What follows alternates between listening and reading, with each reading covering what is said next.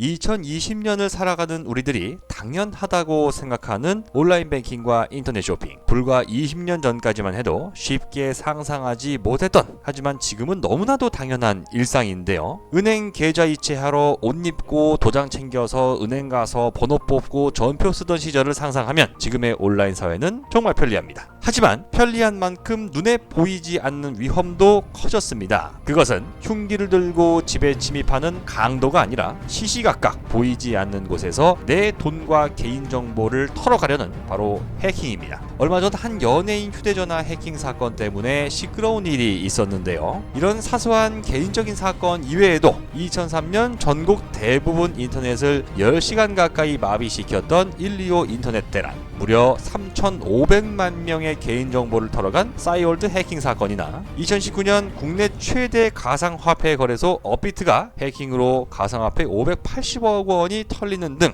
편리함이 커지는 만큼 위험도 커지는 것이 지금의 현실입니다. 아무리 조심해도 끊임없이 해킹 사건이 터지는 이유는 아이러니하게도 기술의 발달 때문입니다. 현재 대부분 온라인에서 사용되는 RSA 암호화 방식은 1979년 처음 개발됐는데요. 최초 개발 당시 이 암호를 풀기 위해서 4만 시간도 아닌 무려 4만 조 시간이 필요했습니다. 하지만 컴퓨터 기술의 발달로 인해 15년이 지난 1994년엔 해킹에 필요한 시간이 3개월로 줄어들게 됩니다. 여러분들이 가끔 홈페이지에 로그인할 때 90일마다 암호 바꾸라는 협박성 팝업 창을 보신 이유가 바로 이 때문인데요. 지금은 더 빨라진 컴퓨터 정보 처리 속도에 기존 무선 통신보다 20배나 빨라진 5세대 이동통신 5G 기술까지 더해지면서 그야말로 빛의 속도로 누군가의 휴대전화를 해킹하는 것도 가능해진 겁니다. 그래서 최근 이러한 해킹을 100% 막아낼 수 있는 양자 암호 기술이 통신업계 최대 화두로 떠오르고 있습니다.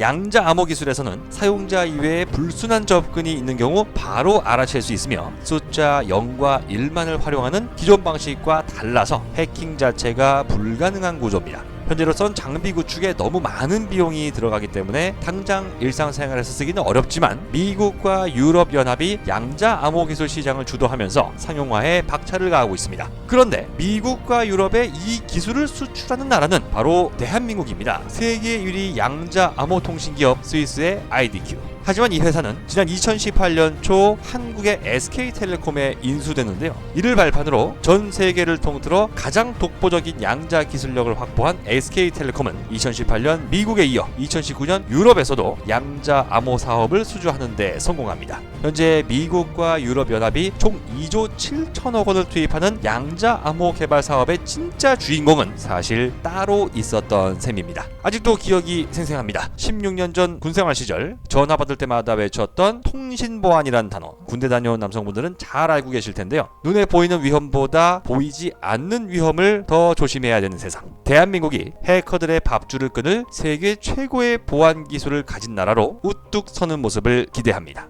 조만간 다른 영상을 통해 또다시 인사드리겠습니다. 궁금한 점에 대한 댓글은 언제든 환영하면서 좋아요 버튼, 구독하기 버튼도 눌러주시면 진심으로 감사하겠습니다.